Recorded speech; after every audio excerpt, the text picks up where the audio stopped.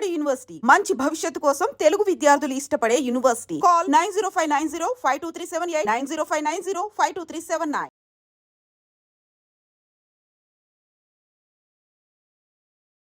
గత బుధవారం రోజే మనకు తెలుసు ఈడీకి సంబంధించిన ఆఫీసెస్ మన హైదరాబాద్ లో అట్లాగే వెంగళరావు నగర్ లో ఈ సురానా గ్రూప్ అట్లాగే సాయి సూర్య డెవలపర్స్ కార్యాలయంలో ఇది రియల్ ఎస్టేట్ కి సంబంధించిన కంపెనీ.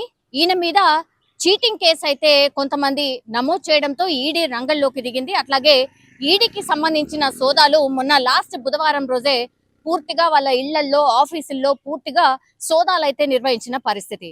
ఓకే, వాళ్ళేమో బిజినెస్ మ్యాన్లు మేబీ కావచ్చు అని అనుకున్నటువంటి తరంలో ఇప్పుడు వాళ్ళు అంటే ఈడీ ఆఫీసర్స్ ఎప్పుడైతే ఈ కార్యాలయాల్లో సోదాలు చేసిండ్రో అప్పుడు వీళ్ళు యాడ్ ప్రమోషన్ కింద హీరో మహేష్ బాబు అంటేనే ఆయన ఎంత పెద్ద స్టారో మనందరికీ తెలుసు.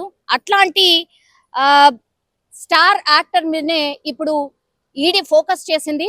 ఎందుకంటే ఈ సురానా గ్రూప్ కి సంబంధించిన యాడ్ లో భాగంగా ప్రమోషన్స్ లో భాగంగా మహేష్ బాబుని ఈ డబ్బులే ఇచ్చి ప్రమోషన్ చేయించుకున్నారు అన్నటువంటి ఆరోపణల నేపథ్యంలో ఈ డబ్బులు ఎక్కడి నుంచి వచ్చాయి, ఎక్కడెక్కడ పడ్డాయి, మీరు నిజంగానే 3.4 కోట్ల రూపాయలు తీసుకున్నారా, ఎవరికి ఇచ్చాము అన్నప్పుడు వీళ్ళు ఈడీ ఆఫీసర్స్ కి ఈ కార్యాలయానికి సంబంధించిన సిబ్బంది చెప్పింది ఏంటంటే అంటే సురానా గ్రూప్ కావచ్చు అట్లాగే సాయి సూర్య డెవలపర్స్ వీళ్ళు చెప్పింది ఏంటంటే మేము 3.4 కోట్ల రూపాయలు ప్రమోషన్ లో భాగంగా మా కంపెనీ ప్రమోషన్ లో భాగంగా హీరో మహేష్ బాబుకి 3.4 కోట్ల రూపాయలు ఇచ్చాము అనేటువంటిది ఈడీ ఆఫీసర్స్ కి చెప్పారని, ఆ ఆఫీసర్స్ కి చెప్పారు కాబట్టే ఇప్పుడు ఈడీ మహేష్ బాబుకి నోటీసులు ఇచ్చింది. ఈ నెల 27వ తారీఖున ఆయన ఈడీ ఆఫీసర్స్ ముందు రావాలి, అట్లాగే వాళ్ళు అడిగేటటువంటి క్వశ్చన్స్ కి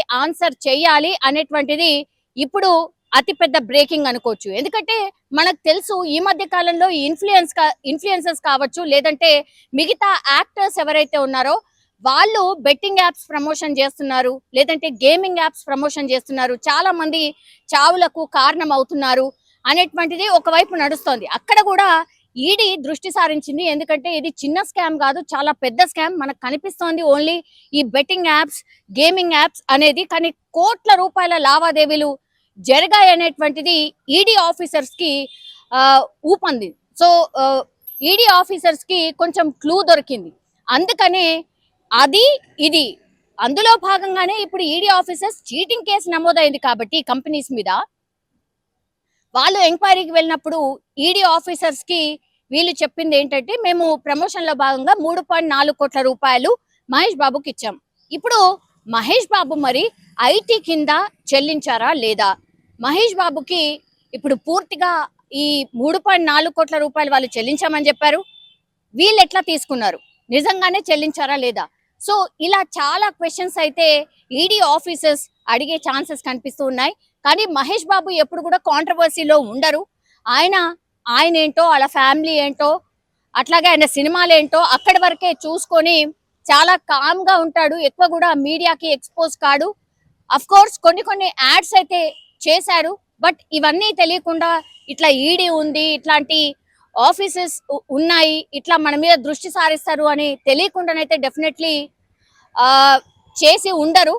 కానీ ఈ కేసులో మరి ఏమైంది ఏంటి అనేది తెలియాల్సి ఉంది. ఇప్పుడు ఈడీ అఫీషియల్స్ ముందు, ఈడీ ఆఫీసర్స్ ముందు 27వ తారీఖున మహేష్ బాబు అటెండ్ కావాల్సిందిగా నోటీసులు అయితే జారీ అయ్యాయి. మరి మహేష్ బాబు వెళ్తారా, లేకపోతే షూటింగ్స్ అనో లేకపోతే ఇంకేటనో, ఆయన షూటింగ్ లో కూడా కొంత బిజీ ఉన్నారు, రాజమౌళికి సంబంధించిన షూటింగ్ కూడా చేస్తున్నారు కాబట్టి ఆయన అందుబాటులో ఉంటే వస్తారా, లేదంటే లాయర్ ద్వారా ఏమన్నా కబురు పంపిస్తారా? బట్ ఈడీ ఆఫీషియల్స్ మహేష్ బాబుకి నోటీసులు ఇవ్వడం ఇప్పుడు సినీ ఇండస్ట్రీని షేక్ చేస్తోంది అనుకోవచ్చు. ఎందుకంటే గతంలో కూడా మనకు తెలుసు దిల్ రాజు పైన కూడా ఇట్లానే ఈడీ ఆఫీషియల్స్ దాడి చేసిన సందర్భం. మేము ఎక్కడ కూడా ఈడీని కావచ్చు లేదంటే మనం ఏదైతే పన్ను కట్టాలో అది ఎగ్గొట్టే ఉద్దేశం మాకైతే డెఫినెట్లీ లేదు, మేము క్లియర్ అండ్ ఫేర్ గానే ఉంటాము అని సినీ ఇండస్ట్రీకి సంబంధించిన పెద్దలు చాలా టైమ్స్ అయితే చెప్పినటువంటి సిచ్యువేషన్. మరి మహేష్ బాబు కేసులో ఏమవుతుంది ఏంటి అనేది చూడాల్సిందే.